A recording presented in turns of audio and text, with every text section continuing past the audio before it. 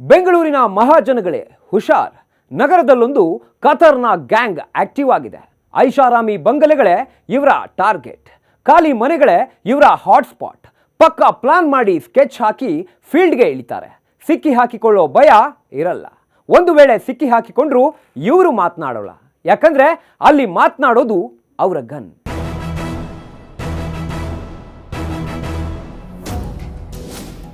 S, silicon ಸಿಟಿಯಲ್ಲಿ ಖತರ್ನಾಕ್ gang ಒಂದು active ಆಗಿದೆ.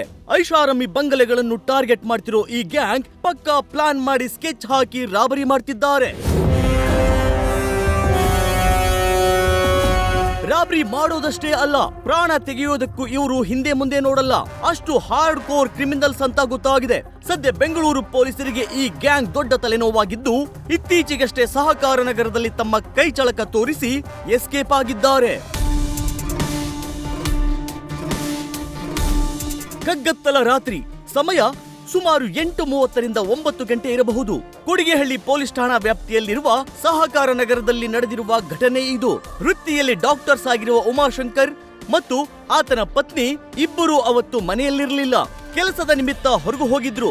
ಅದೇ ಸಮಯವನ್ನೇ ಎದುರು ನೋಡ್ತಿದ್ದಂತೆ ಕಿರಾತಕರು ಮನೆಗೆ ನುಗ್ಗಿ ಕನ್ನ ಹಾಕಿದ್ದಾರೆ. ಮನೆಯಲ್ಲಿ ಯಾರೂ ಇಲ್ಲ ಅಂತ ಮೊದಲೇ ತಿಳ್ಕೊಂಡಿದ್ದ ಖದೀಮರು ಪ್ಲಾನ್ ಮಾಡಿ ಕೈಚಳಕ ತೋರಿಸಿದ್ದಾರೆ. ಮುಸುಕು ಧರಿಸಿ ಮನೆಗೆ ನುಗ್ಗಿದ್ದ ಖದೀಮರು ಸುಮಾರು 40 ಲಕ್ಷ ಎಗರಿಸಿದ್ದಾರೆ ಎನ್ನಲಾಗಿದೆ. 20 ಲಕ್ಷ ಕ್ಯಾಶ್, ದುಬಾರಿ ವಾಚ್ ಹಾಗೂ ಆಭರಣಗಳನ್ನ ದೋಚಿದ್ದಾರೆ ಎನ್ನಲಾಗಿದೆ. ಯಾರೂ ಇಲ್ಲದ ಸಮಯದಲ್ಲಿ ಮನೆಗೆ ನುಗ್ಗಿದ್ದ ದುಷ್ಕರ್ಮಿಗಳು ಕೈಗೆ ಸಿಕ್ಕಿದ್ದೆಲ್ಲ ದೋಚಿ ಎಸ್ಕೇಪ್ ಆಗುವ ಭರದಲ್ಲಿದ್ದರು. ಆದರೆ ಅದೇ ಸಮಯಕ್ಕೆ ಮನೆ ಮಾಲೀಕರು ದಿಢೀರಂತ ಎಂಟ್ರಿ ಕೊಟ್ಟಿದ್ದಾರೆ. ಅನಿರೀಕ್ಷಿತವಾಗಿ ಮನೆಗೆ ಮಾಲೀಕರು ಬಂದಿದ್ದನ್ನ ನೋಡಿ ಗಾಬರಿಯಾದ ಕಳ್ಳರು ಅವರನ್ನ ಬಲವಂತವಾಗಿ ಕೂಡಿ ಹಾಕಿದ್ದಾರೆ. ಪಿಸ್ತೂಲ್ ತೋರಿಸಿ ಭಯಪಡಿಸಿದ್ದಾರೆ. ಗಂಡ ಹೆಂಡತಿ ಇಬ್ಬರನ್ನೂ ಒಂದು ರೂಮ್ ನಲ್ಲಿ ಕೂಡು ಹಾಕಿ ಹಣ ಒಡವೆಗಳನ್ನ ದೋಚಿದ್ದಾರೆ. ಈ ಕೇಸ್ನಲ್ಲಿ 3 ಆಸಾಮಿಗಳು ಮನೆ ಓನರ್ ಮನೆಯಲ್ಲಿ ಇಲ್ಲದೆ ಇರೋ ಸಮಯದಲ್ಲಿ ಮನೆ ಬಾಗಿಲನ್ನ ಒಡೆದ್ಬಿಟ್ಟು ಒಳಗಡೆ ಅವರು ಥೆಫ್ಟ್ ಮಾಡೋ ಸಮಯದಲ್ಲಿ ಓನರ್ ವಾಪಸ್ ಬರ್ತಾರೆ. ಓನರ್ ವಾಪಸ್ ಬಂದ ಕೂಡಲೇ ಅವರು ಪ್ಯಾನಿಕ್ ಆಗಿಬಿಟ್ಟು ಒಳಗಡೆ ಒಬ್ಬ ಯಾರು ಇರ್ತಾನೆ ಅವನು ಇನ್ನೂ ಇಬ್ಬರಿಗೆ ಕೂಗ್ತಾನೆ. ಅವಾಗ ಇನ್ನೂ ಇಬ್ಬರು ಬಂದುಬಿಟ್ಟು ಅದರಲ್ಲಿ ಒಬ್ಬ ಓನರಿಗೆ ಪಿಸ್ಟಲ್ ತೋರಿಸ್ಬಿಟ್ಟು ಏನಾರು ಕೂಗಿದ್ರೆ ಅಥವಾ ಅವನು ಓನರ್ ಡೋರ್ ಲಾಕ್ ಹಾಕಲಿಕ್ಕೆ ಟ್ರೈ ಮಾಡ್ತಾನೆ.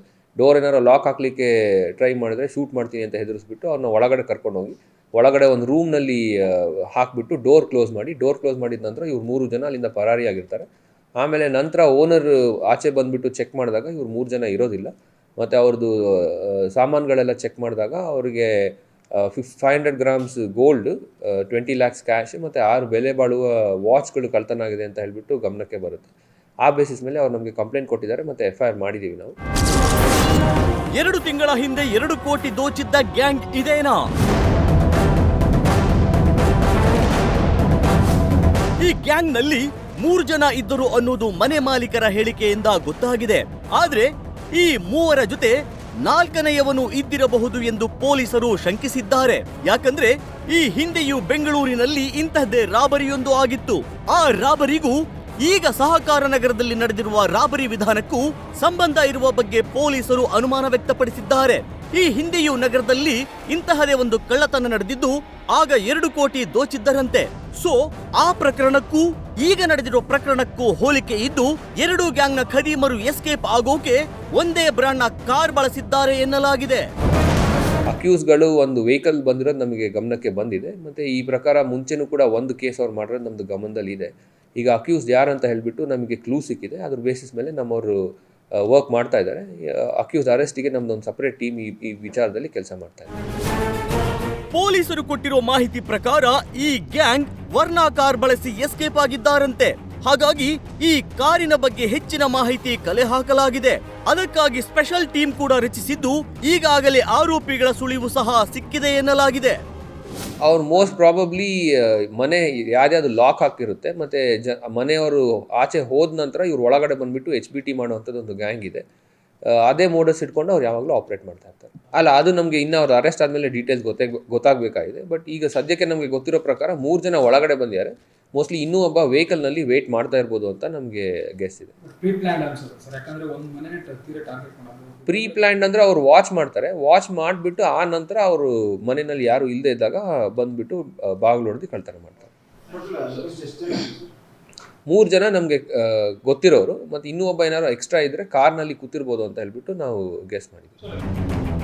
ಸದ್ಯ ಉಮಾಶಂಕರ್ ಅವರ ಮನೆಗೆ ನುಗ್ಗಿದ ಗ್ಯಾಂಗ್ ಉತ್ತರ ಪ್ರದೇಶದ ಮೂಲದವರು ಎಂಬ ಮಾಹಿತಿ ಸಿಕ್ಕಿದೆಯಂತೆ. ಇನ್ನು ಯಾರೋ ಪರಿಚಯಸ್ಥರ ಸಲಹೆ ಮೇರೆಗೆ ಈ ರಾಬರಿ ಆಗಿರಬಹುದು ಎಂಬ ಅನುಮಾನವನ್ನು ಕೂಡ ಪೊಲೀಸರು ವ್ಯಕ್ತಪಡಿಸಿದ್ದಾರೆ. ಉಮಾಶಂಕರ್ ಅವರ ಬಗ್ಗೆ ನಿಖರವಾದ ಮಾಹಿತಿ ಕಲೆ ಹಾಕಿ ಅವರು ಯಾವಾಗ ಮನೆಯಲ್ಲಿರ್ತಾರೆ, ಯಾವಾಗ ಮನೆಯಲ್ಲಿ ಇರಲ್ಲ ಅನ್ನೋದನ್ನ ಗೊತ್ತಿರೋರ ಸಹಾಯದಿಂದ ಈ ಕೃತ್ಯ ಎಸಗಿರಬಹುದು ಎಂದು ಶಂಕಿಸಲಾಗಿದೆ. ಹಾಗಾಗಿ ಎಲ್ಲ ಆಯಾಮಗಳಲ್ಲೂ ಪೊಲೀಸರು ತನಿಖೆ ಮುಂದುವರಿಸಿದ್ದಾರೆ. ಅಷ್ಟೇ ಅಲ್ಲ, ಮನೆ ಮಾಲೀಕರ ವ್ಯವಹಾರದಲ್ಲಿ ಹಾಗೂ ಯಾರೊಟ್ಟಿಗಾದ್ರೂ ಜಗಳ ಆಗಿತ್ತಾ, ಅಷ್ಟು ನಗದು ಹಣ ಮನೆಯಲ್ಲಿ ಯಾಕಿತ್ತು ಅನ್ನೋದರ ಬಗ್ಗೆಯೂ ಮಾಹಿತಿ ಕಲೆ ಹಾಕಲಾಗ್ತಿದೆ. ಅದೇನೇ ಇರ್ಲಿ, ಬೆಂಗಳೂರಿನಂತಹ ಮಹಾನಗರದಲ್ಲಿ ಪದೇ ಪದೇ ಇಂತಹ ದರೋಡೆಗಳು ಮರುಕಳಿಸುತ್ತಿದ್ದು, ಪೊಲೀಸ್ ಇಲಾಖೆ ಈ ಬಗ್ಗೆ ಹೆಚ್ಚಿನ ಗಮನ ಹರಿಸಬೇಕಾಗಿದೆ. ಅದೇ ರೀತಿ ನಗರದ ಜನರು ಕೂಡ ತಮ್ಮ ಮನೆ, ಒಡವೆ, ದುಡ್ಡಿನ ಬಗ್ಗೆ ಹೆಚ್ಚಿನ ಜಾಗೃತಿ ವಹಿಸಬೇಕಾಗಿದೆ.